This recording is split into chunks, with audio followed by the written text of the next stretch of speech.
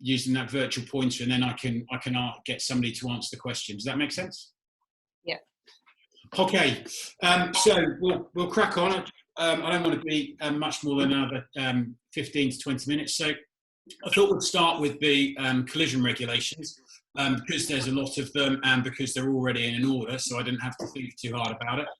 And I thought we'd start at the beginning, again, because I'm stupid and it's easier if somebody's already put something in an order and we work through that way. Does that make sense? It does.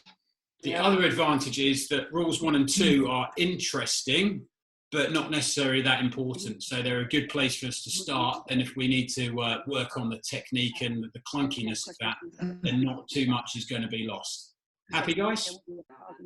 Yeah. Cool. So I don't know how many of you managed to get the opportunity or have got the rules in front of you, but how this is kind of going to work is we'll go through the rules in quite a lot of detail. Okay, I understand you've got quite a lot of interference, so I'm just going to mute you all. Can you still hear me? Yeah? Yes. Cool. All right. So where do we go? First slide. This is Rule 1, Part A. It's quite straightforward. These rules shall apply to all vessels upon the high seas and in all waters connected therewith, navigable by sea-going vessels. So does it surprise you to know that the canoeist in the left-hand side of the screen there actually is considered a sea-going vessel, and the rules apply to her in the same way as they do for a container vessel? The rules also apply in the same way in the waters just outside the Corinthian Sailing Club as they do in the English Channel and the Pacific Ocean and the rest of the Thames and the East Coast. So the rules are global and all-encompassing, and it's quite an important place to start with your understanding of the rules, that wherever you are in the world and whatever vessel you're in, if you're on the sea or on waters which are connected to the sea, then the rules apply and are the overarching legal framework which we manoeuvre on. Does that make sense? Cool, cool, cool. But Rule 1B basically is saying that despite all this, obviously local authorities, governments, can make appropriate rules which improve or change the ways that which you need to operate. And there's some examples which we should all be perhaps aware of. So the little diagram on the top left of the slide there is the entrance to Portsmouth Harbour. So QHM, Queen's Harbour Master, is the authority that runs Portsmouth Harbour. And he has a series of rules. I'm hoping that most of you who've operated in the Solent are aware of the small boat channel and the rules which regulate boats going in and out of Portsmouth Harbour and the communications you have to make when you're on your way in and out. And generally, they would follow what I'd expect to see and are laid down in the collision regulations. But for example, on the way into Portsmouth Harbour, just before you get to the main entrance, there's a marker which is BC Outer. It's a red post, and on it there's a big sign. Has anyone seen that sign? Is anyone aware of what that sign says?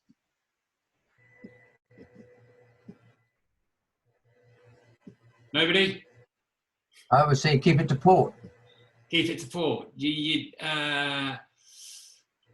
Yeah, all vessels keep it to port. So it's modifying what you'd normally expect to happen with a red marker, isn't it? On the way in, you'd be keeping it to port, and on the way out, you'd keep it to starboard.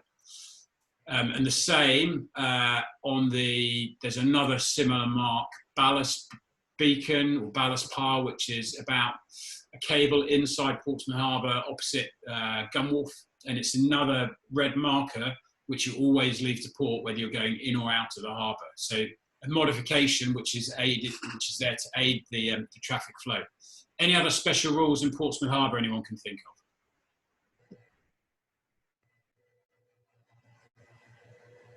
Yes, you need to stay away from the military vessels.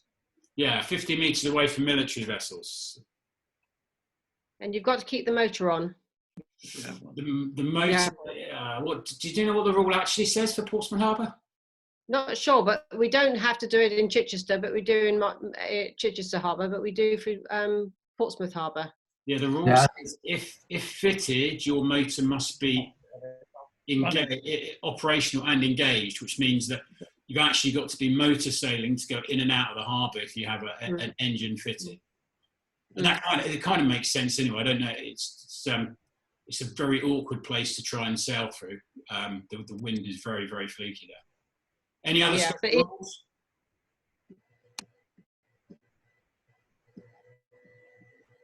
Maintain channel 11.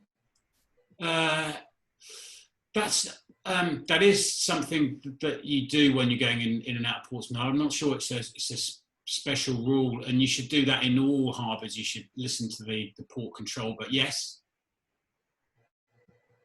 has anyone gone to Gunwharf? Or Yeah. sorry, You've got to ask permission first. yeah, you have to ask permission to cross. And if you're 20 metres or bigger, do you know what you need to do? Oh. No. No, you need to, if you're 20 metres or bigger and you're going to go down the main channel, you need to ask clearance, and you need to clearance before you leave your berth and bits and pieces like that. So another place where there's operations. Where else is where we will work, or are we close to where there's a lot of modifications to the rules? Some clues on the slide there.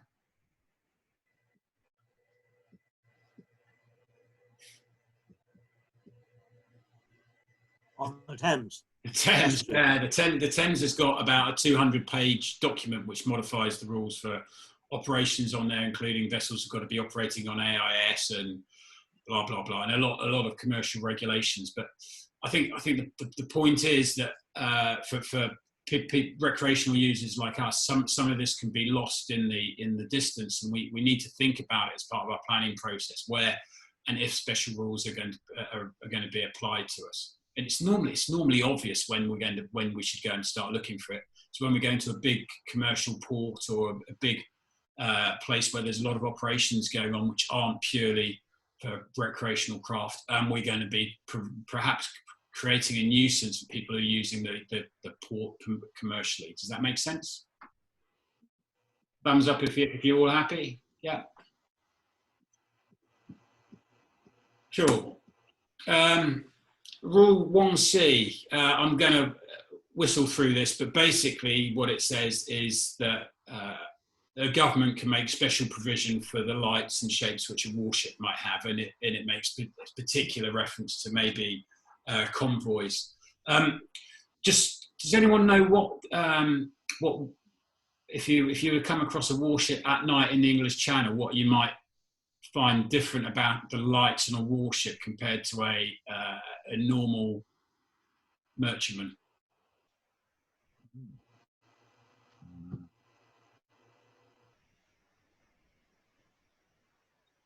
So most warships only will have one masthead light. So you have their navigation lights, so red and green side lights, the stern light, but only one masthead light, even if they're over 50 meters in length.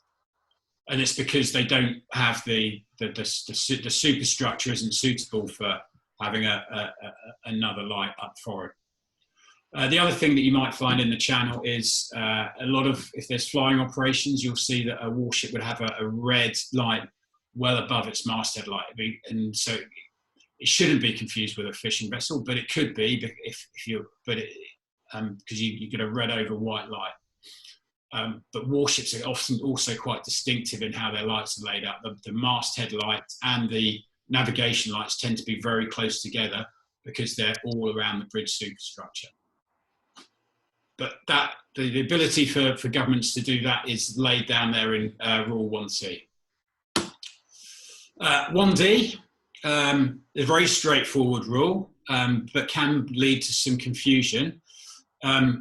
traffic separation schemes may be adopted by the organisation for the purpose of these rules. So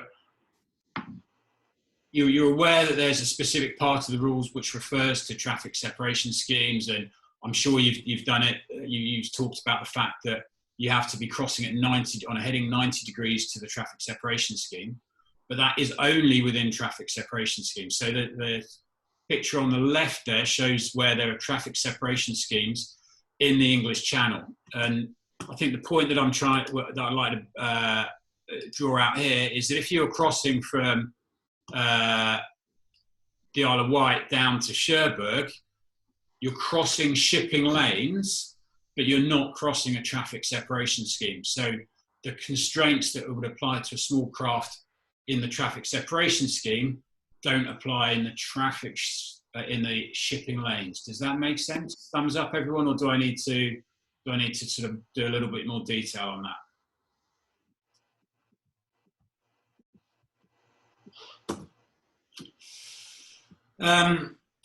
Rule 1E is the last part, and it's basically saying where a vessel has got a special constructional purpose, then the government can change how you need to have the lights required for it fitted.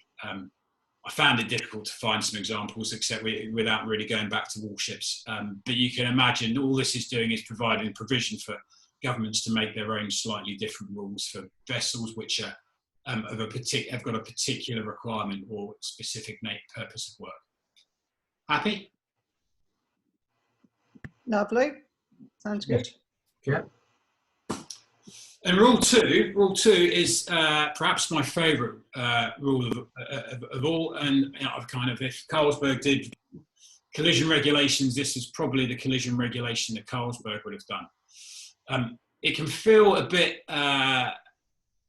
confusing when you first read it, so I'm going to read it out and then we'll talk about what that actually means. So it says, nothing in these rules shall exonerate any vessel or the owner, master, crew thereof from the consequence of any neglect to comply with these rules or the neglect of any precaution which may be required by the ordinary practice of seamen or by the special circumstances of the case.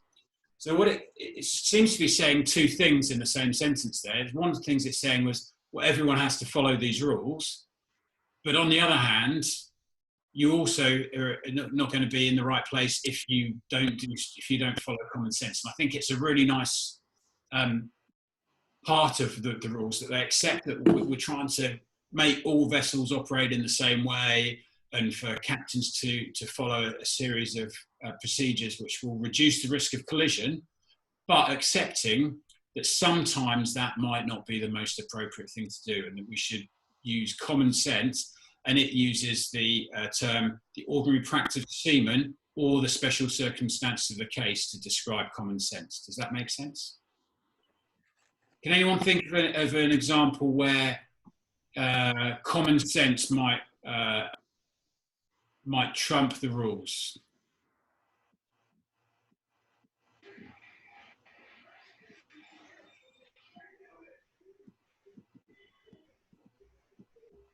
Near a red funnel ferry. Near a red funnel ferry. Well, maybe. So I think that probably red funnel ferries are normally covered under the rule about narrow channels, but generally I think the idea that power gives way to sail is sensible when you're looking at a similar scale of vessel. So your 40-foot Princess should give way to your cruising sailing yacht. But a cruising sailing yacht is a lot more manoeuvrable than a container vessel in the shipping lanes when you're crossing the channel. So only a really foolish sailing skipper goes and gets himself deliberately involved with a big merchantman crossing the traffic separation schemes, or the shipping lanes in the channel. Traffic separation schemes are different issue, but only a very foolish yachtsman would call out a skipper on that. The reality of how it works, we can have a chat about when we get through to narrow channels. But I think another example is sometimes when you're coming head to head, it would look like that the most sensible thing is to alter course to port. But if you're going to be altering course to starboard, or the fairway turns starboard, there are times when common sense would trump the requirement to cross the bow of another vessel and then to cross again in order to make your alteration. So I don't want to confuse it too much, but I think it's a really important rule. And the second part of the rule is saying a similar thing, but we'll run through that and work out what it's saying. In construing and complying with these rules, due regard should be had to all dangers of navigation and collision, and to their special circumstances, including the limitation of the vessel involved, which may make a departure from the rules necessary to avoid immediate danger. And so the first part of the rule is saying you have to follow the rules, but apply common sense. And the second part of the rule is more specific in terms of it saying, well, when the rules aren't doing the job that's required of them, you have to make a departure from the rules. You have to do what you can't just follow the rules blindly. So the computer says no, it isn't a solution when you're following the collision regulations. So you have to keep your wits about you and use your experience, and then be ready to do something which is a little bit different at the bottom line to avoid collision. Does that make sense? Yeah. Yes. Cool, guys. That is about our 20 minutes. Here's the final slide. So again, I've put my email up there. Very, very quickly, was that useful? Was that about the right amount of time? It was really good. I missed the first 5 minutes, I think, so that was a bit silly. But is that a PDF you can send us, or anything at all? I will put it up on this file, and I'll also send a copy to Berenice so we can make it available on the website somewhere. Is that happy with that? That sounds great. It's a great idea. It's really nice and concise. It's lovely. Yeah, thank you, Mike. I think it's a nice length, so we can nip off work or whatever, get some information, have a break, and then it's cool. Thank you. Is it something you're doing every day, Mike, or every week, or different things? Or I think we're going to plan and try and do it Monday through Friday. See if we can work through all the rules over the next 3 or 4 weeks, or hopefully we'll be going back out and doing something more normal by the end of that. Yeah, it's nice to see everybody on the video link. Anyway, some faces there I've not seen for a long time. Cool. Well, thanks very much for everyone. If anyone's got any ideas from other video conferences or other things that they've done which they can see how it can be done better, then I'd be delighted. Otherwise, have a lovely afternoon. And I don't know, has Berenice put out the question for the are we going to be catching up this evening to look at the tides problem? Is that not? I don't know. I'll speak to Berenice. I think there's a tides and tidal problem that I was hoping to. I think Tuesday and Thursday evenings we're going to do another session, but it's going to be more interactive in terms of you guys having had a problem to have a look at beforehand, and then we'll work through the answers. Yeah, Mike, this is my first time on Zoom. It's Nigel Morgan here. Can you see me? Who's speaking? Nigel Morgan. I've got a blank. Wave. No, I can't. You're all black. I can't see you, Nigel. I can hear you though. Okay, then I'll work out what I've done wrong. I think you need to allow your Zoom to use your camera. So maybe have a look at that. Sorry, you have to what?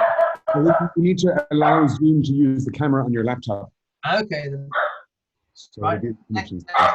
Anyway, guys, thanks very much. I'm going to try posting this PDF, and then I'll shut down I'm going to shut down my video now, and then it should be used to, and I'll shut down the conference in about 5 minutes. Give you a chance to have a look at the PDF. Thank you. Bye. Bye. Bye. Cheers, Mike. Bye. Thanks. Bye, everyone. Bye. Cool. I'll sleep in a while. Bye. How do I get out of here? Yeah. Hey, Rory. Yes, Mike. Let's have a phone call and we'll have a follow up with that chat in a minute. I'll once I've shut this down, I'll give you a bell. Yeah, sure thing. Cheers, Bill. Good to see you. Catch you on the next one.